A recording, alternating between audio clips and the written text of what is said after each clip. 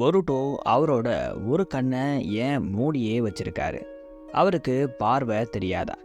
ஜோகன் அவை காணாலும் பொருட்டோ இப்படியே தான் இருப்பாரான்னு நம்ம சப்ஸ்கிரைபர் ஏகப்பட்ட கேள்வியை கேட்டிருக்காரு.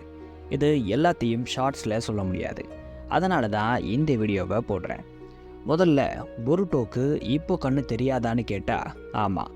கவாக்கி பண்ண டேமேஜில் பொருட்டோ அவரோட பார்வையை இழந்திருக்க தான் அதிக வாய்ப்பு இருக்குது. ஏன்னா டைம் ஸ்கிப்க்கு முன்னாடி அவர் மூடின கண்ணை இன்னும் கூட திறக்கல. இப்போ வரைக்கும் பொருட்டோ ஜோகனை அவேக் பண்ணலை. இதில் இருந்து பொருட்டோக்கு கண்ணு போயிடுச்சுன்னு தெரியுது.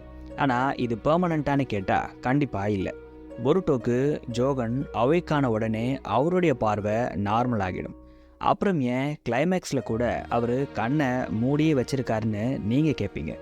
இதுக்கு பின்னாடி ஒரு இன்ட்ரெஸ்டிங்கான தியரி இருக்குது. இந்த ஜோகனுக்கு நிறைய பேர் இருக்குது. அதில் ஒரு நேம் தான் கர்ஸ்ட் ஐ. இந்த ஐக்கு கர்ஸ் ஐன்னு பேர் வர காரணம் என்னன்னு கேட்பீங்க. இந்த ஐயால் ஒருத்தரோட ஃப்யூச்சர் அண்ட் பாசிபிலிட்டிஸை பார்க்க முடியும். அதாவது இந்த ஐ நடக்க போகிற விஷயத்த சில நிமிஷத்துக்கு முன்னாடியோ சில வாரத்துக்கு முன்னாடியோ சில மாதத்துக்கு முன்னாடியோ காட்டிடும். இதால் ஒரு சுச்சுவேஷனோட பாசிபிலிட்டிஸையும் பார்க்க முடியும். அவங்களோட ஃபேட்டையும் பார்க்க முடியும். இதை வச்சு பேட்டலில் ஓப்பனிங் எல்லாத்தையும் பொருட்டோவால் பார்க்க முடியும். எல்லா பேட்டிலையும் ஜெயிக்க முடியும். அப்போது இது பிளெஸிங் தானே, எப்படி கேர்ஸாக மாறும்னு நீங்கள் கேட்பீங்க. இங்கே தான் பிரச்சனையே இருக்குது. இந்த ஐயை பொருட்டோ ஆக்டிவேட் பண்ணுறது மூலயமா அவரோட ஃப்ரெண்ட்ஸ் அண்ட் ஃபேமிலி மெம்பர்ஸோட ஃபேட், ஃப்யூச்சர்னு எல்லாத்தையும் பார்க்க முடியும். சிம்பிளாக சொல்லணும்னா அவங்க எப்போ சாவாங்கன்னு முத கொண்டு பொருட்டோவால் பார்க்க முடியும். இதனால தான் பொருட்டோ ஜோகனை அவேக் பண்ண அப்புறம் கூட இந்த ஐயை க்ளோஸ்டாக வச்சுருக்காரு. ஒருவேளை இவர் இந்த ஐயை ஓப்பன் பண்ணால் அவரோட ஃப்ரெண்ட்ஸ் அண்ட் ஃபேமிலிஸோட ஃபேட்டை இவர் பார்த்துருவார்.